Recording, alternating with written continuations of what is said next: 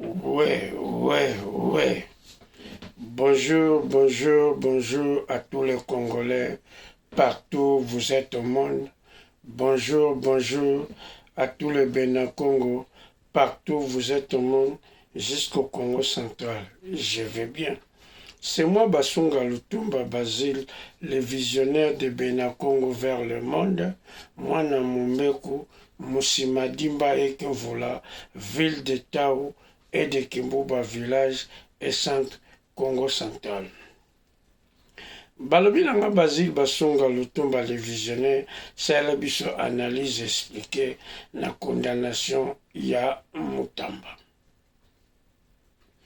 Analyse expliquée euta na actualité expliquée chez Fabien Kouswanika. Nganazali Tanzinois devant l'Éternel. Analyse expliquée ezali ke mutu akoki koyoka ne français ma comprendre te maza pe licencié. Analyse expliquée ezali ke mutu il faut à comprendre condamnation ya Mutamba. Bon, avant de faire la condamnation, analyse condamnation Mutamba, n'expliquer bien d'abord Mutamba c'est qui. Mutamba a travaillé dans le moment ya Kabila. Ça veut dire Mutamba azali homme politique ya PPRD. Alors, Mutamba va nommer ministre de la justice na quinquennat ya IDPS ya Félix Tshisekedi Tshilombo. Et là qui c'est que Mutamba aza ministre ya Félix te.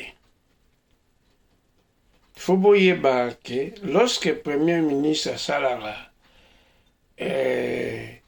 asalaka groupe nae soka silisi président tanga osenga président alongola batoyo bazana ba poste o yalingi Mobutu asalongola ba papa Misegedi asalongola ba Kengo et ana ba poste o yalike uniquement Mobutu fatia ministre. Alors na Congo lelo toala ba ministre ya IDPS toala ba ministre ya PPRD na kati ya gouverne quinquennat moko. C'est comme que toala ba ministre à gauche à droite na gouvernement ya France. Alors Mutamba, Moïndo Nzangi, Mende, Gilwando, Bazali, Mende, Gilwando, Mutamba, Moïse Nzangi, baza au moins 5, baza ba ministre ya PPRD. Ça veut dire toko ikoloba, bazali mandaté par deal. Il y a ancien pouvoir. Alors, lorsque Mutamba zo na bango, ba ikoloba ke Mutamba loka libosa kizaki premier ministre. Nazo kasola ba détournement. Nazomona ba détournement. Yo kaka sola ba détournement, ozomona ba détournement ngana occupé rien. Alors, premier ministre a la misu na ba détournement. Na kati ya ba détournement, déplacement ya 19 millions. Et l'ongwe na ministère ya Mutamba ya justice et que fanda na société ya bâtiment. Société salami moins de 2 ans, société on a gagné des travailleurs. Alors 19 millions et fanduana. Donc cela va détournement, maman Soumina a capté. Le même Mutamba Lobet albike président Zostika Zokanga va détournement. Le même Mutamba Azali homme ya PPRD alobiki Kabila foko kangama. Ça veut dire Mutamba Zosala azali kosala musala na ye. Mais na musala na ye déplacement ya mbongo salami. Babenga ango tentative de vol. eza vol te mais eza tentative mpo barécupere eza elingaka kokoma vol soki bazwi yango ndambo ndambo eke wapi ou nyonso ebimi mais bazwi yango mobimba tentative de vol. Alors vol sans munduki sans mbeli babengaka yango escroquerie. Na moma wana Mutamba akomi escroc. Alors escroc bakondanaka ye parce que escroc eza tentative ya vol bakondanaka yango. Alors badeside na cour ya cassation bakondane ye 3 ans ferme. Mais ake makala te batie na résidence surveillée.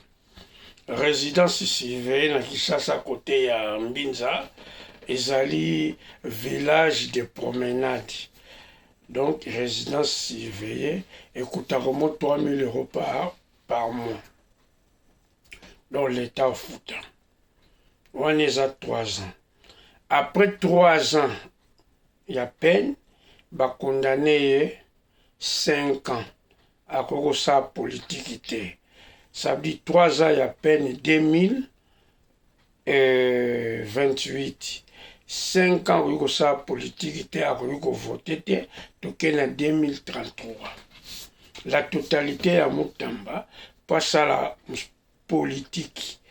Il faut après 2033.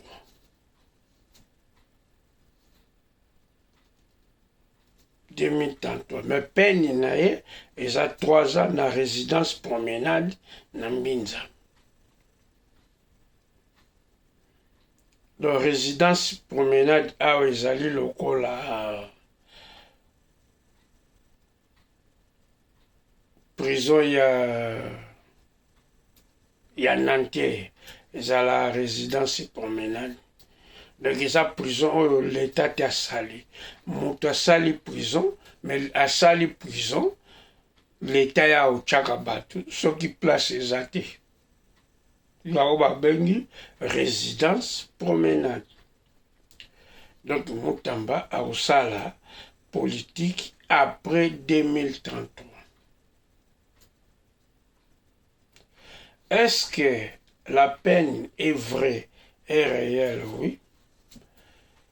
Comme escroquerie, 3 ans de prison, c'est normal.